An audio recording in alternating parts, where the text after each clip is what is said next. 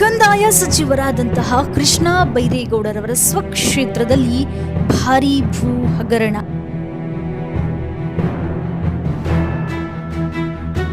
ಬೆಂಗಳೂರು ಉತ್ತರದ ಬೆಟ್ಟಹಲಸೂರು ಗ್ರಾಮದ survey number 349ರಲ್ಲಿದ್ದ ಸರ್ಕಾರಿ ಗೋಮಾಳ ಕಬಳಿಕೆ ಮಾಡಿರುವ ಗ್ರಾಮ ಪಂಚಾಯಿತಿಯ ಸದಸ್ಯೆ.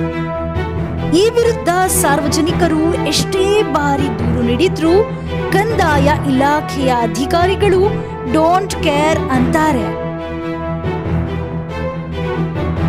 ಬೆಟ್ಟಹಲಸೂರು ಗ್ರಾಮ ಸರ್ವೆ ನಂಬರ್ 349ರಲ್ಲಿದ್ದ 10 ಗುಂಟೆ ಸರ್ಕಾರಿ ಖರಾಬು ಗೋಮಾಳ ಗುಳುಮಾಗಿದೆ.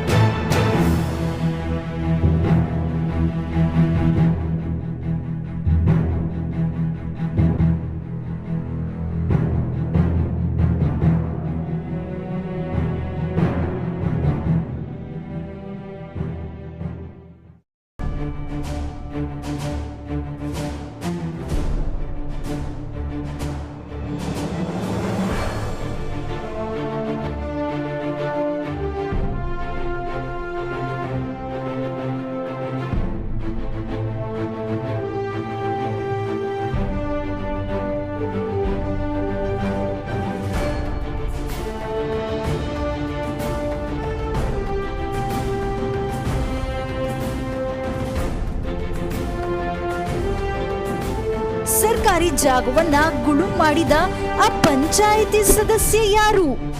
ಏನು ಇವರ ಈ ಲೀಲೆ? ವೀಕ್ಷಿಸಿ ಅತಿ ಶೀಘ್ರದಲ್ಲೇ ನಿಮ್ಮ ಟಾರ್ಗೆಟ್ ಟಿವಿಯಲ್ಲಿ.